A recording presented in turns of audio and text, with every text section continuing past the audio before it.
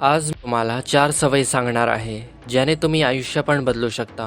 Number 1, तोंडाने श्वास घेणं बंद करा. ॲटलिस्ट 50% लोकांना तोंडाने श्वास घेण्याची घाणेरडी सवय आहे. जर तुम्ही तोंडाने श्वास घेता तर तुमची जॉलाईन अशी मागे जाईल आणि तुमचा चेहरा खराब होऊन जाईल. तर तुम्ही तोंडाने श्वास घेता तर तुमची आजारी पडण्याची चान्सेस जास्त आहेत, कारण तोंडाने जास्त जर्म्स जातात ॲज कम्पेअर टू नोज. कारण आपल्या नाकामध्ये केसांचा फिल्टर असतो. जर तुम्ही कोणाला अशा चीनसोबत बघाल तर तो मोस्ट प्रोबॅबली माउथ ब्रीदर असेल किंवा होता. तर प्लीज नाकाने श्वास घ्या, तोंडाने नको. तुम्ही सकाळी नाकाने श्वास घेऊन कसाबसा दिवस काढाल, बट व्हॉट अबाउट नाईट? रात्री इतका वेळ तोंडाने श्वास जात असेल तर सिम्पली तुम्हाला झोपताना अशी टेप तुमच्या तोंडाला लावून झोपायची आहे. जर तुम्हाला रात्री घोरायची प्रॉब्लेम असेल तर ती पण याने फिक्स होईल. सेकंड, आपल्या जेवणात प्रोटीन ॲड करा. कमीत कमी तुमच्या बॉडी वेट जितकं. 50 kgची असाल तर 50 ग्रॅम प्रोटीन, आणि जर जिमला जाणारे असाल तर ॲटलिस्ट 100 ते 150 ग्राम प्रोटीन. तुम्ही व्हेज असाल तर जास्तीत जास्त डेअरी ॲड करा. नॉनव्हेज असाल तर मच्छी, चिकन, मटन दाबून खा. सिम्पली गुगलवर जाऊन हाय प्रोटीन आयटम्स बघा आणि त्याप्रमाणे ते फूड्स ॲड करा.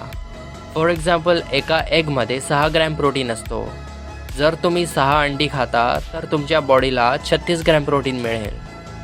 तर अशा प्रकारे तुम्ही हाय प्रोटीन मील ॲड करू शकता. नंबर 3, फालतूची इन्फॉर्मेशन घेणं बंद करा. यावर एक टर्म आहे, ॲनालिसिस पॅरालिसिस. तर यावर मी व्हिडिओ पण बनवली आहे, लिंक इन डिस्क्रिप्शन, तुम्ही चेकआउट करू शकता.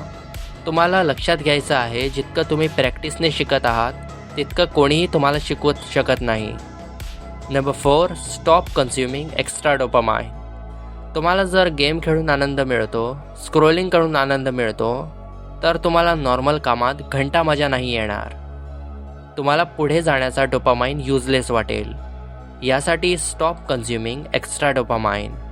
Number 5, stop making false promises with yourself.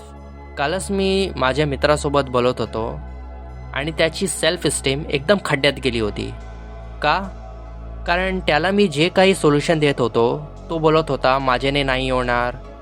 नंतर मी त्याला विचारलं की तू कधी अशी गोष्ट ठरवलीस जी तू करणार? तेव्हा तो मोठे मोठे एक्झाम्पल द्यायला लागला. मी विचारलं, इतकंच की तू संध्याकाळी रोज फिरायला जाईन, अशा हॅबिट्सची सवय लावेल ज्याने प्रॉमिस पूर्ण होतील. त्याने खूप वेळ विचार केला आणि तेव्हाच मी समजून गेलो. नंतर त्याला पण समजलं की तो कधीच स्वतःशी खरोखर प्रॉमिस नाही करत, सगळ्याच्या सगळे खोटे प्रॉमिस. जर तुमच्याशी छोटे प्रॉमिस पूर्ण नाही होत तर विसरून जा की तुम्ही तितक्या मोठ्या गोष्टी कराल. तर आजसाठी इतकं. Stay strong.